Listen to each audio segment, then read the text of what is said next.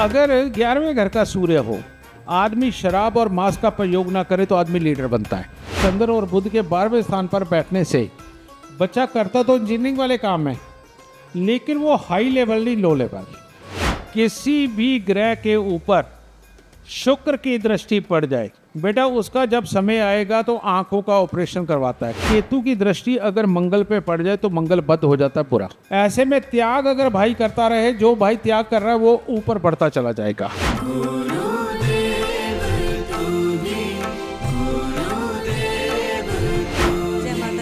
जय माता दी सर। मैंने मार्च 1 या 2 तारीख को आचार्य जी से अपनी बेटी के लिए कुंडली बनवाई है। हाँ। तो मुझे सिर्फ यही कंफ्यूजन थी कि भी उसको इंजीनियरिंग करे या ना करे, उसको बीटेक करनी है।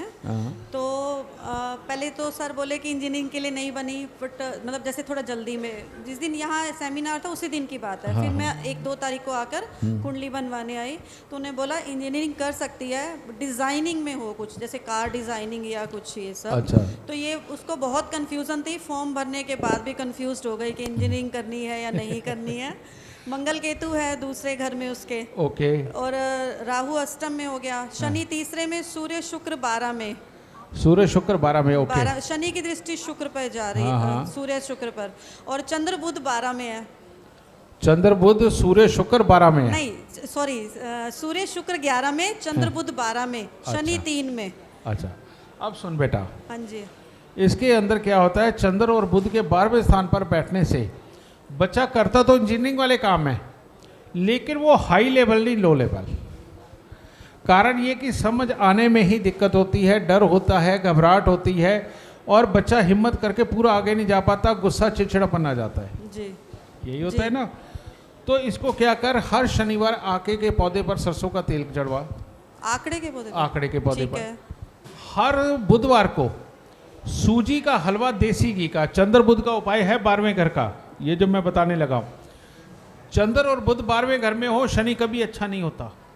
तो ऐसे में सूजी का देसी घी का हलवा बना करके हर बुधवार को बांटते प्रसाद के रूप में। ठीक है। ठीक है। और शनिवार को आके के पौधे पर सरसों का तेल, और 100% इंजीनियरिंग ही करवा। और सर हड्डियां वो टूटती हैं बेटा, शनि जब खराब हो ना जी, ये पिटवाता है, हड्डियां तोड़वाता है। और अगर आदमी शराब पीने लग जाए, कमर पाँव में दर्द करवा के ऑपरेशन करवाता है। और बहुत सारे वो शराबी आपने देखे हैं ना, जो पीछे अपनी दारू की बोतल रखते हैं, कीचड़ में गिरते हैं और सारा कांच चला जाता है। ये सारे शनि 3 वाले होते हैं, सारे। ठीक है। क्योंकि ये कम से कम ज़्यादा नहीं, मैंने 150 कुंडलियाँ देखी कि किनके कांच की बोतल यहाँ कूलों के अंदर घुस गई, वो सारे शनि 3 वाले थे। गुरुजी हम तो प्योर वेजिटेरियन, अंडा भी नहीं आता। बेटा मैं तो पीने वालों की बात कर रहा हूँ। ठीक है।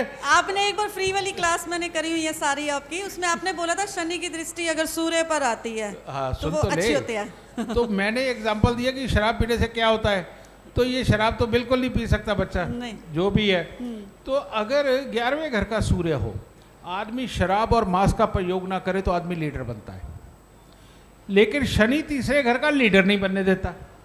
तो अब क्या है, सीनियर, जूनियर, इसके बीच की जो पोस्ट है ना, वहाँ ये बच्चा फिट होगा इंजीनियर होने के बाद। ठीक है सर, ये टॉप पर थी, अब डाउन हो गई है। मैं यही कह रहा हूँ, क्योंकि उसने बीच में फिट होना है ना, उसने ऊपर वाले में टॉप में जाना, नहीं नीचे वाले तो में। मैं इंजीनियरिंग करवा दूं ना। आंख बंद करके करवा किसी भी चीज की। ठीक है। धन्यवाद गुरुजी। खुश है बेटा, सुखी रह।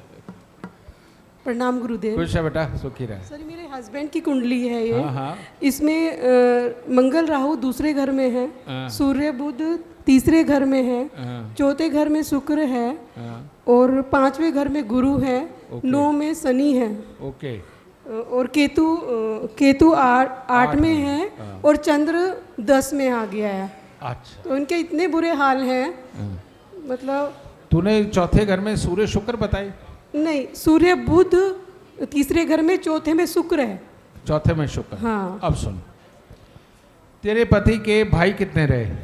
उनका एक और भाई है। मैं 2 बोल रहा हूँ। हाँ जी, हाँ जी। ठीक है, 2 भाई हो गए। हाँ। अब यहाँ क्या है, केतु की दृष्टि अगर मंगल पे पड़ जाए तो मंगल बद हो जाता है बुरा। जी जी।